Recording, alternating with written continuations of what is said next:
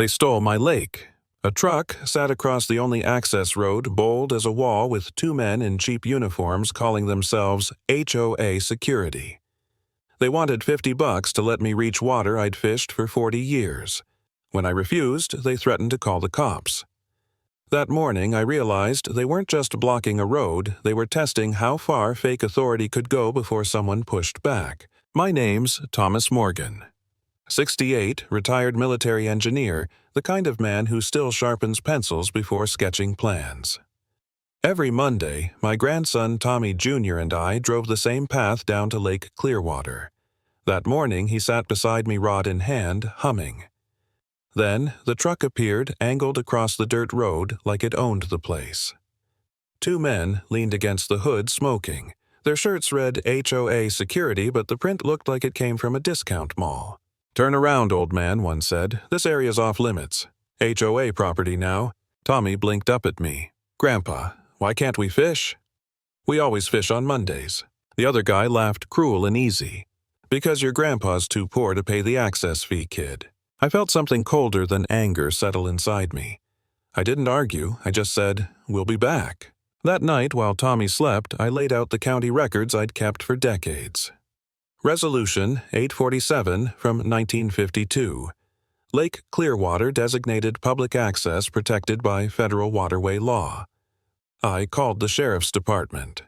The dispatcher sighed like she'd heard this story before. "Sir, if this is an HOA dispute, we can't intervene. It's civil." Civil. That word sat like a stone in my chest. Civil meant no one was coming. By the next morning, the truck was still there. The fake guards had a folding table, now a sign that said private property, $50 access fee. They even played loud music like it was a carnival of corruption. I watched from my window as Mrs. Davis, 70 years old, tried to walk her grandkids down to the lake. They stopped her. "Pay up or go home." The kids cried. She turned away, shoulders shaking. That's when I decided to stop believing anyone else would fix this. The problem was, when you've built bridges under enemy fire, you don't forget how to solve obstacles. My workshop still held the hydraulic rig I'd used on old Army projects. 3,000 psi of pressure waiting under dust covers. That night, Tommy found me running diagnostics. "What's all that for Grandpa?" "Solving problems," I said. "Big ones." He nodded like an 8-year-old trying to understand grown-up logic. "Are you going to fix the lake problem?" "I am, but first we check paperwork. Remember what I taught you." He grinned. "Bullies don't have the authority they pretend to have." Exactly. The days blurred. More guards appeared, more signs, more arrogance. They even sold lake passes. I called dispatch again, cited every law I knew. Still, the same script. If it's HOA related, it's civil. Then, a man in a charcoal suit showed up. Smooth, confident. Introduced himself at my door as Richard Blackwell, president of the Lake Clearwater Homeowners Association. "Mr. Morgan," he smiled, sliding into my kitchen chair. "There's been confusion about our new access policies." I'd hate for this to become unpleasant. He produced a document thick with legal language. "This is our updated covenant. Article 15 gives the HOA control over the lake for safety reasons." I scanned the page. No county seal, no notary stamp, no incorporation record. "Impressive forgery," I said. His smile thinned. "Those are administrative details. The community has voted for change. Adaptation is hard, especially for long-timers like you." He stood to leave. "If you interfere, there'll be consequences. Financial ones." After he left, I called my old friend Steve, a military lawyer I trusted with my life.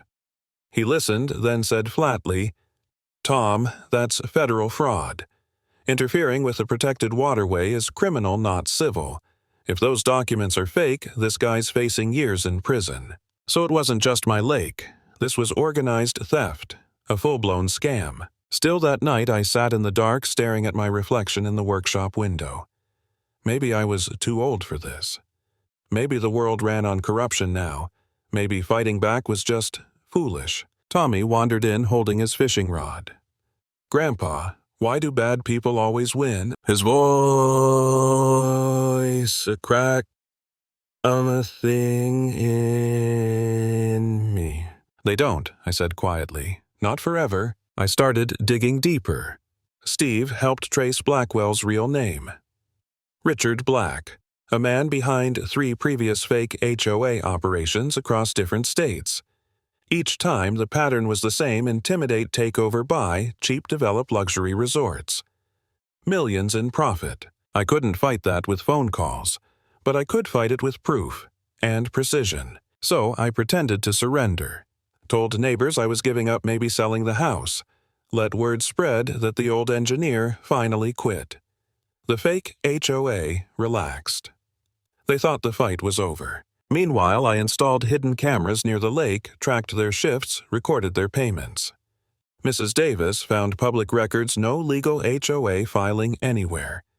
Together, we built a quiet alliance. "Thomas," she whispered one evening, "what are you planning?" "Something educational," I said, "for everyone." By Friday, I had everything: federal permits, video evidence, the old hydraulic rig restored and gleaming. I even informed the sheriff's office of a citizen action to remove illegal obstructions under Title 33 of the U.S. Code. They didn't respond, but I didn't need them to. Saturday morning dawned bright and sharp.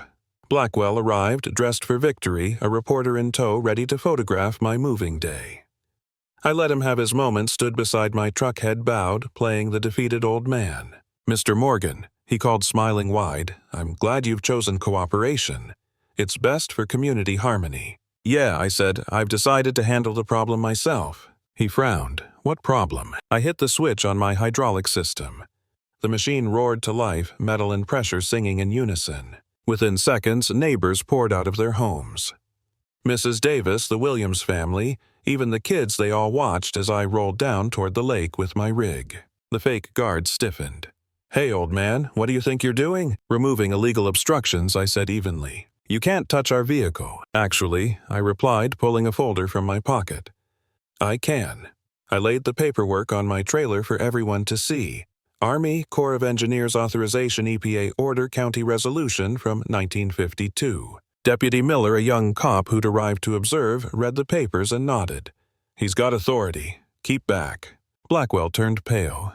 "This is private property." "Then, show me your federal permits," Miller said. He couldn't. I connected the first hydraulic line. The truck lifted clean off the ground, front tires dangling like a caught fish. One by one, I removed the wheels, laid them neatly beside the road. Mrs. Davis called out, "That's how you deal with bullies, Thomas." The crowd laughed and cheered. I kept working, methodical, calm, hydraulics hissing. Tools clanking. Years of military training flowing through my hands. Steel joints popped, free panels clattered. The truck became a skeleton, then a pile of harmless parts. Blackwell's voice cracked. "You just destroyed $50,000 worth of equipment." I shut off the power and looked him dead in the eye. "No. I removed an illegal obstruction from public land using federally approved methods." He opened his mouth to argue, but the reporter's camera clicked non-stop. The scene told its own story. Fake cops staring at their dismantled truck while a gray-haired engineer stood surrounded by cheering neighbors. The lake shimmered behind them, free and open again. When the FBI arrived Monday morning, they had my full documentation.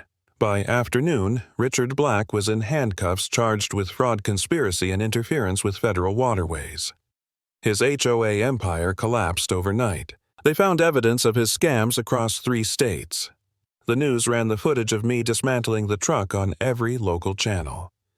Veteran engineer destroys fake HOA operation. Justice Loud and Mechanical had finally arrived. The next evening, I took Tommy down to the lake. The air smelled like pine and freedom. He cast his line, the ripples spreading across water that was finally ours again. He looked up. "Grandpa, you fixed the lake." I smiled, tired but proud. "No, Tommy," we reminded them who it really belongs to. Because here's the thing, fake authority collapses fast when it meets someone who knows the law, the tools, and the truth.